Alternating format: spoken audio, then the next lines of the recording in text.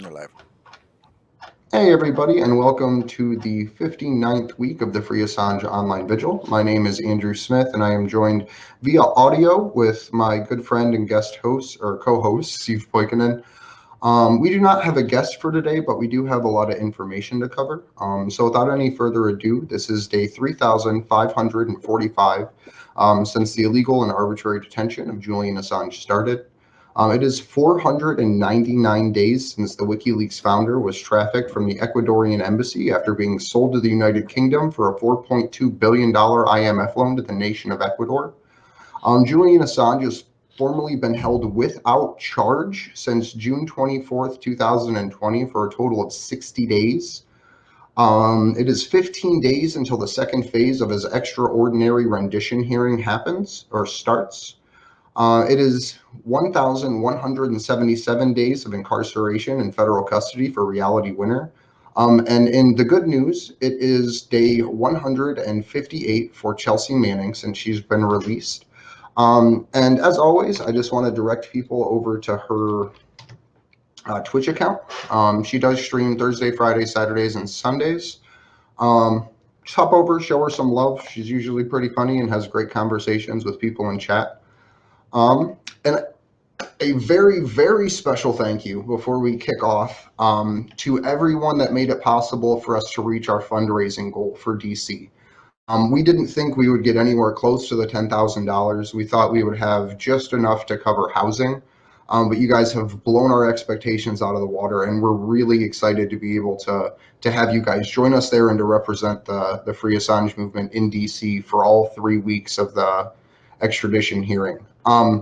If something happens, because we haven't gotten word yet if Julian's case is being rescheduled from September or not, we don't have a yes or a no from the legal team, we will still be there. We will still go for the full 3 weeks, regardless of if they postpone the hearing or not. So we still would like everyone to come out there and join us for that, regardless of if the trial gets pushed back to whenever. We will still be there from September 4th through, I believe, the 23rd or 24th. So I just really appreciate everybody that made it possible and helped us be able to actually get there. We still do have the GoFundMe link up right now, and we are going to keep it up through probably most of the third week, because the way GoFundMe works, they give you the money about 48 hours afterwards. So at some point during the hearing, or the time that we'll be there when it was supposed to happen, we will turn that off. But for now, we are going to keep it going. And we just, again, want to say thank you to everybody that made that possible. We do have 2 different call to actions that I'm going to drop into the chat. The first one is contacting a drivers union over in the UK. They have about 20,000 members. Their website says like 19 something thousand. And this is asking them to support one of their members that sent them a statement about Julian. The other one is something we're going to have going on through the end of the month, and probably into next month, just depending on how everything goes. And that is our demand the hearings be heard. As Kevin Gostola pointed out a couple weeks ago, journalists are having a huge, huge issue with actually being able to connect via phone link to Julian's trial. Last time they just hooked him into a different court hearing altogether. So we're putting that out there and asking people to contact all of those different complaint lines. It's every single one that I could find relative to the UK court system and the UK prison system. So please reach out and just demand that they fix that problem, because it's something that if we can figure out how to do a live stream, they can figure out how to do a phone call.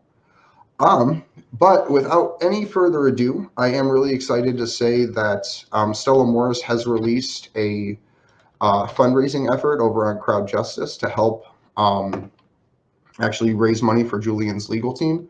So I have an article here by Mo that I want to go through. And Steve actually fell off, so I think we could actually do screen share for this, Josh, if you want to pull it up for me. It's up. Okay, cool. So this is by Mohammed El-Mazi, a good friend of the show and a writer for Sputnik. Julian Assange's partner launches fundraiser to help with mounting legal costs. The WikiLeaks publisher faces 175 years imprisonment should he be convicted of all 18 charges related to his role in publishing classified U.S. documents, which revealed the war crimes and other criminality. Julian Assange's partner, Stella Morris, launched a fundraiser to assist the mounting legal costs as the WikiLeaks publisher faces an extraordinary rendition to the U.S. on espionage charges. Ms. Morris is a criminal defense lawyer who has two sons with the imprisoned publisher. Explained her crowdfunder launch that the family's resources are very limited. She said WikiLeaks releases were all issued in an enormous exercise over a period of more than a year without receiving payment. Now it is a matter of David against Goliath. So I'm going to put that link for her fundraiser into the chat for everybody. If you could please help circulate this, that would be amazing. They do need a ton of help. This is something that I think supporting the legal team is the most important at this point. There are people out there that are saying the legal team should do this or the legal team should do that. I'm not educated enough on law to ever say the legal team should do this, the legal team should do that. I just want them to know that there are people that support them and that it is a horrible time right now and they are put in a position where they have to make terrible decisions. So I really just hope that as a community, we can really get behind this fundraiser, but then also figure out some other ways to take I would say like a decisive act of appreciation for the legal team, because it's not easy, the situations that they've been put into. It feels so weird not doing this without Steve, because I'm expecting to like have him pick up with something. So let me.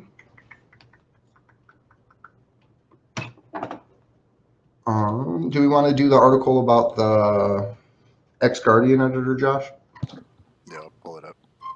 Cool.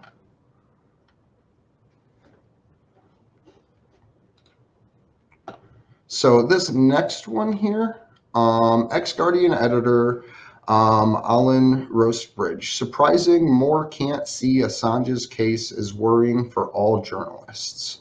Former Guardian editor has said the ongoing U.S. extraordinary rendition case against WikiLeaks founder Julian Assange is disturbing and has worrying implications for all journalists.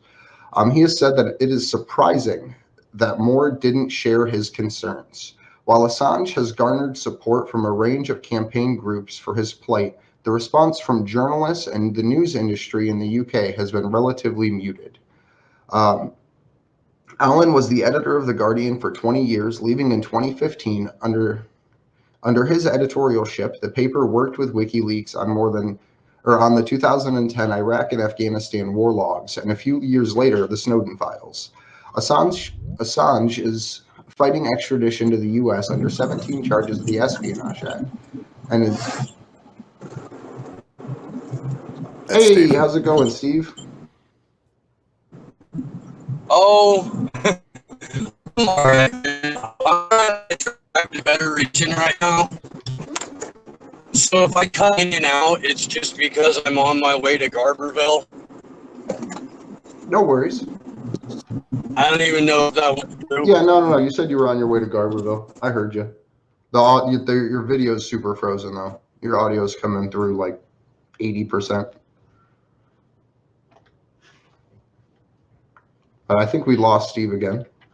And for those who don't know, just to give a little bit update and why Steve isn't currently with us, if you were watching the vigil on Tuesday, Steve got an emergency evacuation notice while we were on actually streaming.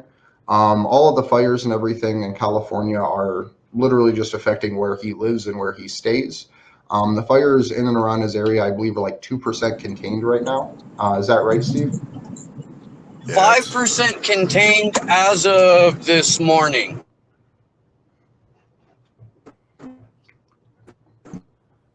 Oh, you're cutting out on us again, buddy. So while we wait for Steve to find a little bit better internet signal, I'm going to dive back in here. Any charges against Assange relating to journalistic activity, such as the publishing of material in the public interest, should be dropped, Allen told Press Gazette. Assange, an Australian national, claimed asylum in the Ecuadorian embassy and was granted citizenship to the nation of Ecuador in London in 2012 while on police bail over rape allegation charges in Sweden, or rape allegations in Sweden, which he had denied and have since been dropped. He lived in the embassy for nearly 7 years before his arrest in April last year. Assange has been held in Belmarsh prison for the past 16 months, serving a 50-week sentence for skipping bail, which was finished in September of last year. He is currently being held on remand while he awaits his extraordinary rendition case. Allen said that while Assange has done things that he can't defend, which stray beyond the conventional definition of journalism, the Australian is not all good or all bad. Which I horribly disagree with. I think revealing anything in the public interest is essentially journalism. WikiLeaks, this is editorializing a bit, introduced scientific journalism, where they provided first-hand sources, the documents in and of themselves, where anyone with the technical skill to verify them could verify that they were real. So I don't necessarily agree with this guy's perspective there, but I'll go ahead and continue. Allen said the precedent set by the UK for allowing someone to be extradited for prosecution under another country's official secrets laws would ultimately be used by regimes to target British journalists who report on sensitive information about foreign powers. It is quite a disturbing thing that we should be sending somebody to another country for supposedly breaking their laws on secrecy. If journalists are not concerned by that, then I think they should be, he said. The danger here is that if everyone sort of shrugs and leaves Assange to his fate, and this sets the kind of judicial precedent, then the next time a journalist on the Sunday Times writes about a secret Israeli weapon system, as it has in the past, the Israelis will say, well, actually, that's a breach of our Official Secrets Act. Under the Assange precedent, we now ask for this person to be returned to our country so we can prosecute them. The article continues, so I'll drop the link in the chat for anyone who hasn't read it, but I think that that's one of the most important portions of this is the fact that it's going to allow any government in the world to literally just reach out and grab individuals for exposing secrets. It doesn't matter if you're a UK journalist exposing secrets about Namibia. It doesn't matter if you're an American journalist exposing secrets about China. The legal global precedent will be set that all nations have to abide by other nations' official secret laws and send those journalists to that country to be tortured for it. Are you back in, Steve? He's Or are you muted. still having trouble? Oh, Steve's muted.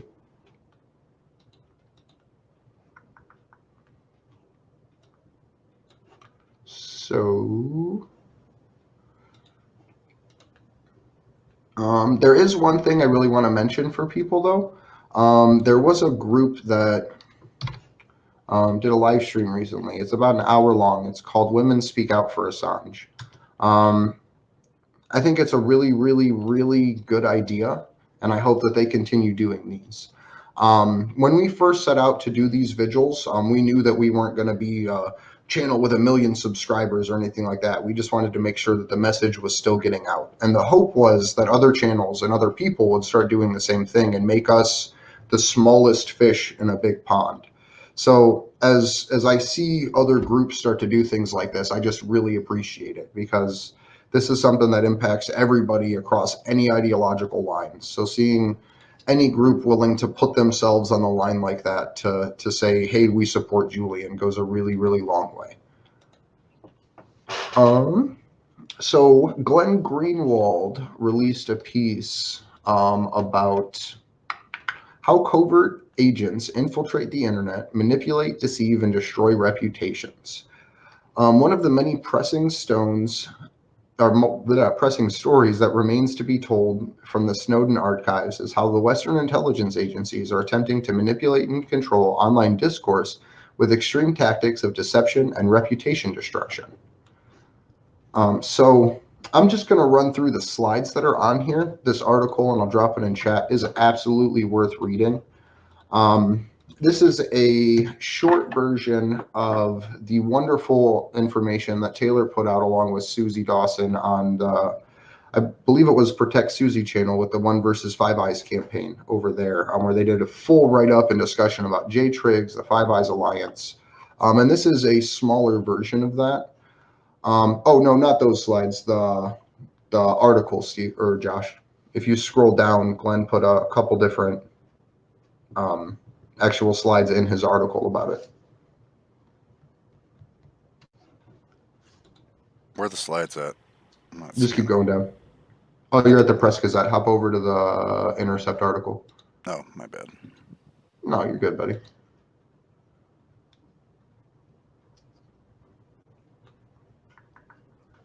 this the disruption part? Was that the slide? Yeah, the disruption. Then if you just scroll down through it. So this is the operator's playbook, right?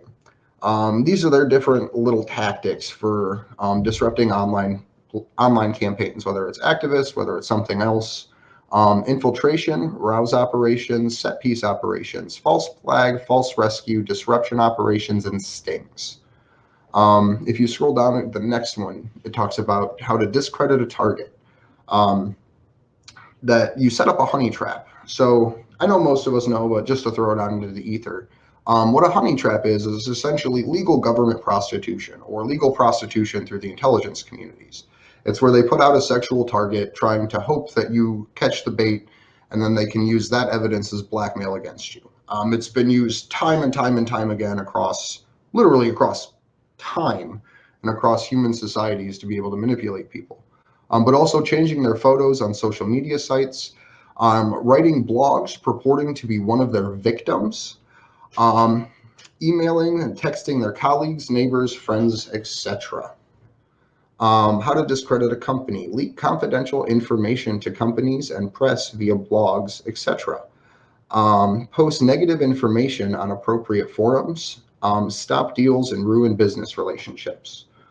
So in the realm of activism, I would say that an organization is looked at like a company, like Action for Assange or Unity for Jay. And so what people try to do is get in behind the scenes, cause chaos, try to make shit happen, and then try to make it look like they're the ones that are the victims. This is something that has happened throughout the internet, throughout history. But it's just really important to put that out there, especially as we're approaching DC and have done all this amazing work as a community to actually get people there for 3 weeks. I would say wholly expect something to come after us, whether it's some kind of blue check or other person like that. We know that activists working on Julian's campaign are one of the most targeted individuals. So I think that pointing this out as we're going into DC is really important because we don't know what the intelligence agencies and private security companies are going to do to try to fuck with us. But we do know it is going to happen. So putting their documents here out into the ether, I feel like really goes a long way to, at least in some sense, remove a level of power from them. Are you back up with us, Steve? I have no idea. I hear you. Okay. We'll run with that. Cool. You want to give us some updates and say hi to everybody? Hey, everybody. I love you. I miss you guys. I am, me and my family are entirely safe and secure and way the fuck off grid. I'm in between Garberville and Alder Point, California, up in southern Humboldt County, on a road that they refer to as Murder Mountain. But I believe that that's sensationalized by Netflix. Having been up there for a couple of days, Boulder Creek is still mostly, or I guess half standing. Downtown and the north part of Highway 9, where I live so far, it is not on fire. We're at 5% containment so far. Lost air support for a couple of days because there was no visibility due to smoke. Should be battleable today, but I mean, I've been off the mountain for like 45 minutes, and most of it I've been trying to connect to you guys. So I've barely been able to check Twitter or Facebook or anything like that. But we're safe. I've been working my ass off at my buddy's place, who just bought like 25 acres out here. And we're roughing it. We don't have full-time water hooked up yet, but we're doing that today. We have power, we have food, we have fresh water and good coffee. So fuck, man. Hey man, that's what counts at the end of the day. Good coffee makes the world go round. I could be way worse off. I could be like stuck in Cupertino, surrounded by fucking fire smoke, unable to breathe, and still unable to work, and not, you know, in the big sky country. Absolutely. So I was just wrapping up Glenn Greenwald's article about internet infiltrators and disinformation actors that try to smear online activists. I was just wondering if you had any thoughts or wanted to chime in on that. Well, that's a subject that's a little near and dear to our hearts, my friend. Look, man, the only thing you can do is let these assholes talk, and by the example that you lead, by the example that you set, by the work that you do, it's pretty easily discoverable who the rat bastard piece of shit is. And yeah, I mean, you can't let these fucks get to you. You can't. You know, it happens. It pisses all of us off. But you gotta fucking shrug that shit off, because when it's all said and done, you're the one that's doing the actual work here. You're the one that's putting in the effort to, I don't know, in our case, you know, hopefully contribute to saving a man's life and the future of investigative journalism. And that's good, honest work, as opposed to what these fucking sick fucks are out doing. I think that shows through. I do. In some exciting news, we reached our goal. I don't know if you saw that in the group chats. I think it was yesterday morning. We reached our $10,000 goal. Woo! Holy fuck! Thank you guys. That's fucking incredible. I'm floored by the fact that we were able to do this at all, but especially during a period where so many people are out of work, so many people are losing their health insurance, not a lot of people have money to throw around. So just huge thanks to the people that donated. We can't do this without you. We can't, and you have no idea how appreciated you are, or maybe you do, but don't let it get to you, because nobody likes an ego. And we're going to be releasing, Kimber's been doing a great job putting a video together behind the scenes for us about our first trip out to DC. So that'll be releasing here soon. And then Steve and I will get together an appreciation video once we have the ability to coordinate with stable internet. But I wanted to dig back in, if you got some time, Steve, into the Senate Intelligence Committee report. I got a couple slides I wanted to go through, and then we should be wrapping for the day.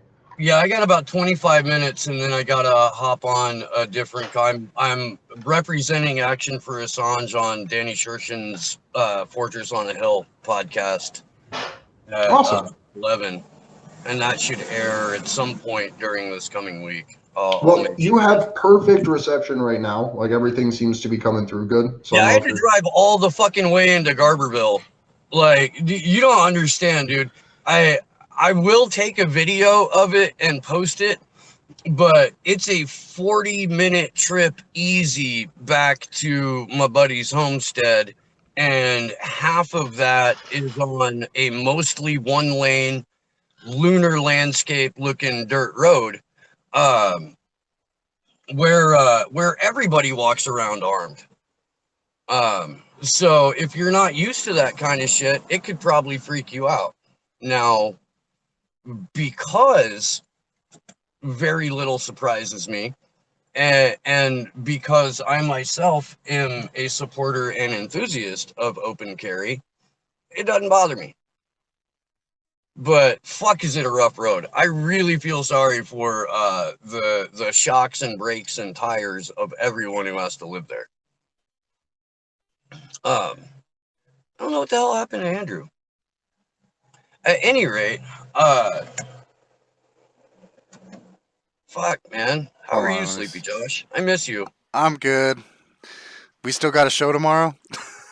Oh yeah, we got Vanessa Beeley. We got to coordinate a time, but I think it'll be a 10:30 start. Okay. But yeah, Vanessa Beeley will be on Slow News Day tomorrow, and we'll do it live from the parking lot of the hardware store in good old Garberville, California, where uh, white supremacy wears dreadlocks. It's an interesting place here, man. Really? It really is. Really is. There's Cartoon. an intersection of white nationalists and fake Rastas. It's fucking hilarious. I'm not even kidding, man. I'm not like Cartoon. It's a fucking cartoon, Sleepy Josh. It's a fucking cartoon. I've said that statement so many fucking times in the last 2 days. So, in some cool news, and no, it's not really news, I guess, but Jimmy started using the term extraordinary rendition. I don't know if Good. you. Yeah, Awesome. it wasn't in regards to Julian's situation, but it was in regards to the shit that Obama did, and Bush did, as far as like their torture programs in Guantanamo Bay and shit like that. Okay. So Okay. cool update. Cool. I thought it was Baby steps, my friend. Yeah, we're getting there. Could you pop that Senate Intelligence Committee slide up? There we go. So last week on Tuesday, well, I guess this week, on Tuesday, we were going over the Senate Intelligence Committee's report about the complete bullshit and fabrication that Russiagate is. So we're just going to continue that a little bit and reference it against a WikiLeaks release that came out in 2016. So this is part of the section. It's the limitation on the committee's investigation. The committee faced several limitations in its inquiry. Most importantly, several witnesses implicated in the Senate in the SOC's investigation refused interviews and document productions on the basis of their Fifth Amendment rights. While witnesses include Roger Stone, Paul Manafort, Rick Gates, Randy Credico, and Jerome Corsi. In addition, the committee requested but did not obtain an interview with Julian Assange. Ongoing criminal investigations and prosecutions further limited the committee's access to material in the possession of the FBI and the Department of Justice, such as criminal cases against Roger Stone, the GRU hackers, and finally, the committee faced limitations on legal authorities, including an inability to compel evidence from entities outside the United States. As we talked about on Tuesday, this report literally contradicts the FBI's investigation into Roger Stone. So, as they say that they can't get this information, which I find to be like demonstrably false, they literally, throughout the course of this, go directly against what the others said. The one indictment with Roger Stone's own words and communications with WikiLeaks versus the Senate Intelligence Committee's report. So I just think that that's a really interesting note that the propagandists literally couldn't even keep their story straight. When Stefania put together her very incredible thread about this, that was one of the things that she mentioned. Like the report itself is written not to be a direct revelation of facts, but to be a novel. Like it's a work of fiction and spy novel and piece of really military propaganda. So you've got to be able to parse the bullshit and sort of pull out the few factual details, because what they're doing is they're presenting a Senate Intelligence Committee member report as basically the argument as seen by the prosecution. You know what I mean? So you're not necessarily dealing with facts, you're dealing with persuasive spin, bullshit, and lies. And part of that spin on the next slide, right? The background on GRU hacking activities. Long blank, the GRU is one of 3 Russian intelligence services in addition to the FSB and Foreign Intelligence Service, known as the SVR, that maintain an active cyber program. Two paragraphs redacted, followed by the ICA states with high confidence. So they are telling you that they don't know. That's what high confidence means. Ray McGovern and Bill Binney have ran through this with us. If the intelligence community says high confidence, it means it didn't happen and they're lying. The ICA states with high confidence that Putin ordered the 2016 influence campaign against the US elections. I would have gotten more to put in this slide, but literally the page that followed was nothing but 4 paragraphs of black ink. All of the sources that followed were all black ink. And what that says is that they have no actual information. But what WikiLeaks showed us back in the Podesta email releases was where the actual influence operations were happening. So if we could bop to that next slide, Josh. This was from the Podesta emails in and of itself. This is a letter from, I think Nasser, it says. I don't know. I can't zoom in that far. But below, please find the agenda for tomorrow morning's meeting, 8 a.m. Eastern strategy call. There is a memo for the DNC discussion attached to this email for your viewing ahead of the call. The agenda, Clinton cash update, DNC plan, see attached memo, and the phones and pool plan, right? So the next slide is the attachment from that email. And this went to John Podesta as well as many other high-ranking members of the DNC at the time. And it says, friends, this memo is intended to outline the strategy and goals for a potential Hillary Clinton presidential campaign would have regarding the 2016 Republican presidential field. Clearly, most of what isn't contained in this memo is the work the DNC is already doing. This exercise is intended to put those ideas to paper. So this wasn't a theory craft. This wasn't speculation. This is something they were already doing that they wanted to talk a little bit more about, right? So they wrote it all out for us here to read. Goals and strategies. Our hope is that the goal of a potential Hillary Rodham Clinton campaign and the DNC would be one and the same, to make whomever the Republican nominee unpalatable to the majority of the electorate. We have underlined 3 strategies to attain our goal. 1, force all Republican candidates to lock themselves into extreme conservative positions that will hurt them in a general election. 2, undermine any credibility, trust Republican presidential candidates have to make inroads into our coalition or independence. 3, muddy the waters on any potential attack lodged against Hillary Rodham Clinton. Right, so this is known as what's called the Pied Piper strategy.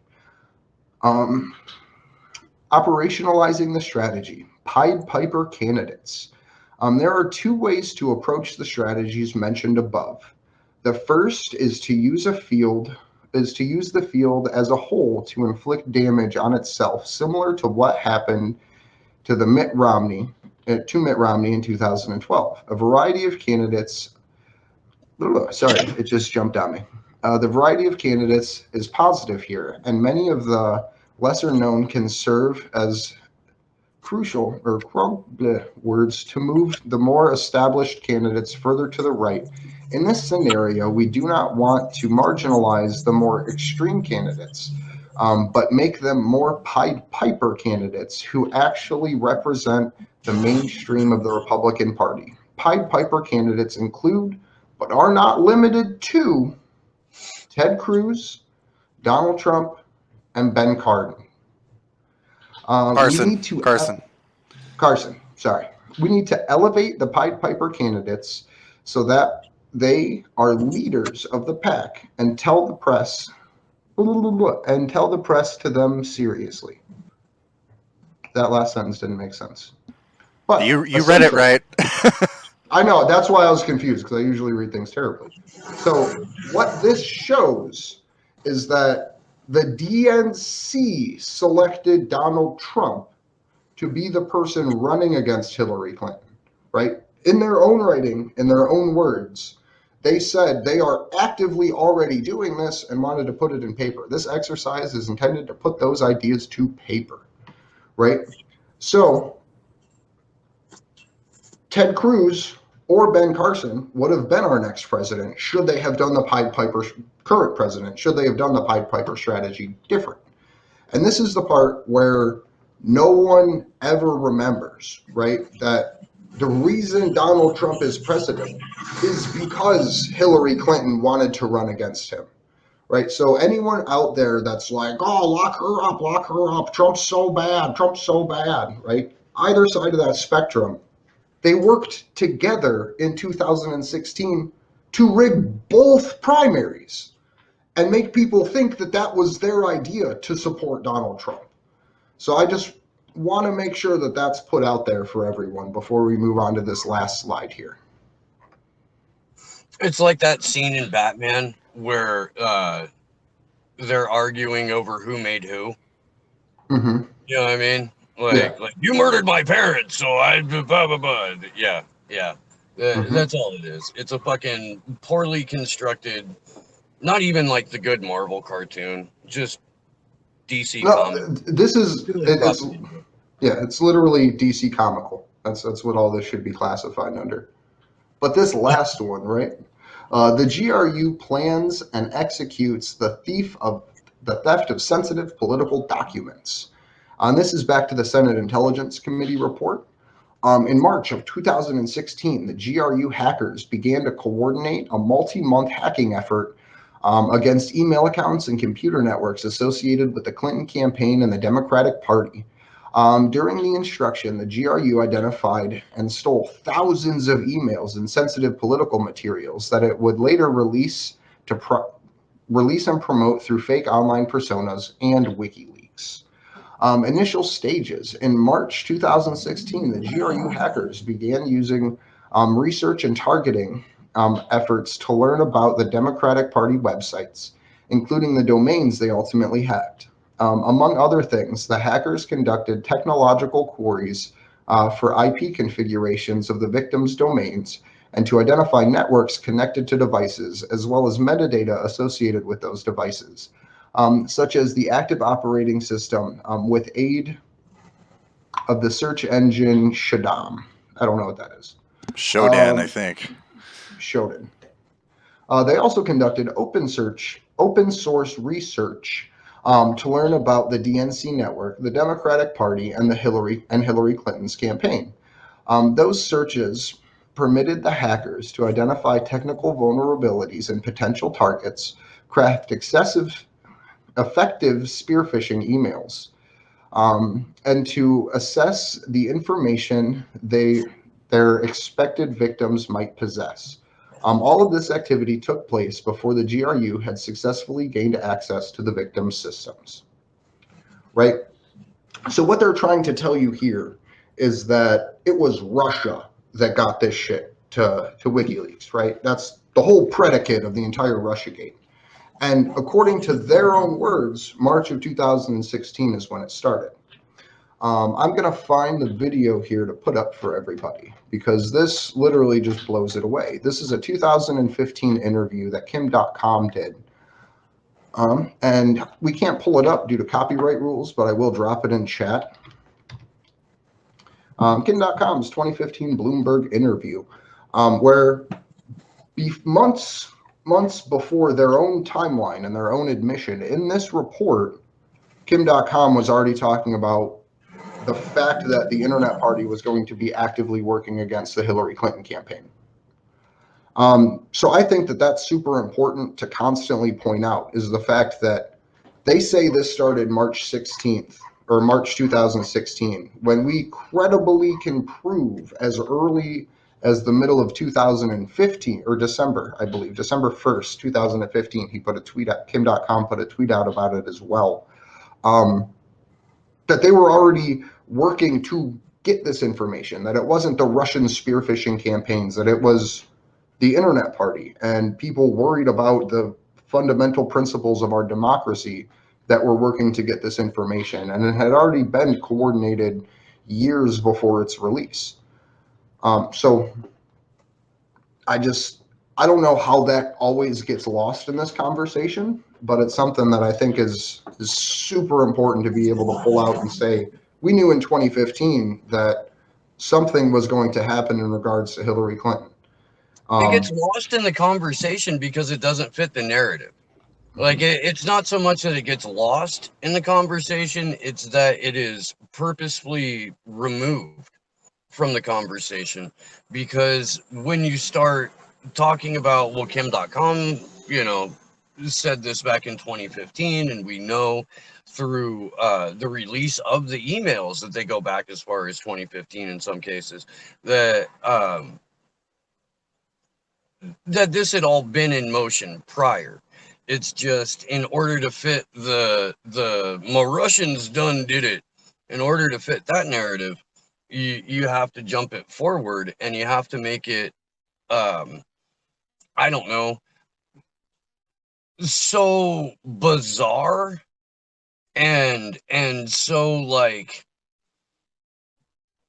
I guess if you make it more unbelievable, it becomes more believable because you then weaponize an entire culture in the process. And when you feed people full of xenophobic bullshit and tell them that the only American way to respond to this is to scream, you know, an Australian citizen committed treason against the United States by publishing things, that's where they're going to fall back on.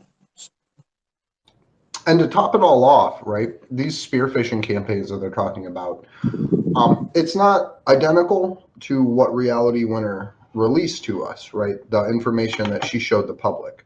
But if you take it in reference, right, and in context to what the intelligence community said then about the Russian attempts to spearfish, we know that they can't even prove that in Reality Winner's case that it was actually the Russians that were trying to do these spearfishing attempts, to where it seems like they said someone may have tried to do spearfishing to maybe try and get access to these other things, but we don't know if it was successful. We don't know which nation state actually did it, and we don't even know if it was a nation state or an individual that attempted these spearfishing campaigns. So that's, yeah. All right. Well, I gotta ring off here, and do Fortress on a Hill. But I love you guys. I'm sorry I had shitty reception earlier. I would have liked to have hang out with you for a little bit longer. I will see you tomorrow. I will be chatting with Vanessa Beeley, and that should be a fuck ton of fun. And until then, yeah, I'm gonna go ahead and sign off here. But I love you guys, and I miss you guys, and hopefully I'll be able to go home relatively soon. From what I understand, both water and power have been shut off entirely, and in a couple of cases, like our water facilities have been melted to the fucking ground. I'm sure that the vast majority of power lines and transformers are damaged, but we'll find out, and we'll go from there. Talk to you in the morning. Thanks for hopping in, Steve. Love you guys. Good luck to us all. You can find Steve by looking up Slow News Day podcast on YouTube. That's true. Yeah, I can do that bit. Yeah, Slow News Day podcast on the YouTubes. I'm on Rockfin and D Live. I'm Slow News Day Show on Twitter, and yeah, I'm gonna fucking get my head right here. Cool. So I appreciate everybody watching. I really appreciate Josh for all his help behind the scenes here for getting the vigil up and running today. And I want to just give, again, a huge thank you to everybody out there in the audience that made this possible, that helped us raise over $10,000 at this point to be able to make it to DC for 3 weeks to hold these protests. That literally means the world. Like, to me, it means that there's enough people that care that we can make action happen.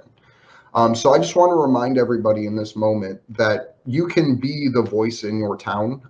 For 3 weeks, we asked people to reach out to their city councils about getting them to support Julian. Please don't stop that.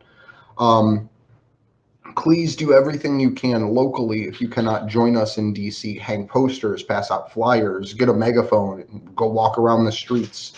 Yeah. So just again, thank you to everyone that has made these protests in DC possible, and we really look forward to seeing everybody there. If anything happens to us, because there has been massive waves of bans going across the internet, we are on Rockfin. You can find us there. We don't always consistently put the videos up, but it's something we've started doing again, where we're live streaming there all the time now. So please, if you cannot find us Tuesdays at 9 p.m., we will be on Rockfin, even if YouTube removes us. And hopefully we'll still be on Twitch and DLive and all the other channels that we put out on too. Yeah, and you don't need a paid account on the Rockfin to watch us on Rockfin.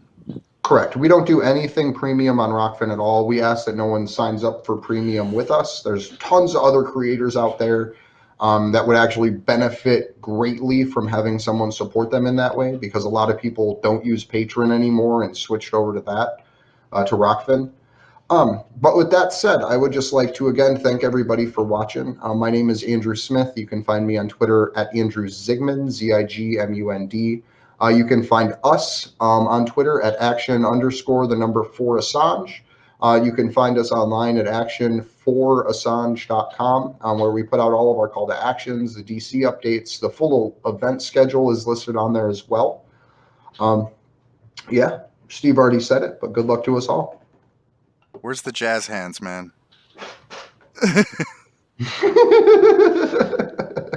Thanks, y'all. Talk to you tomorrow.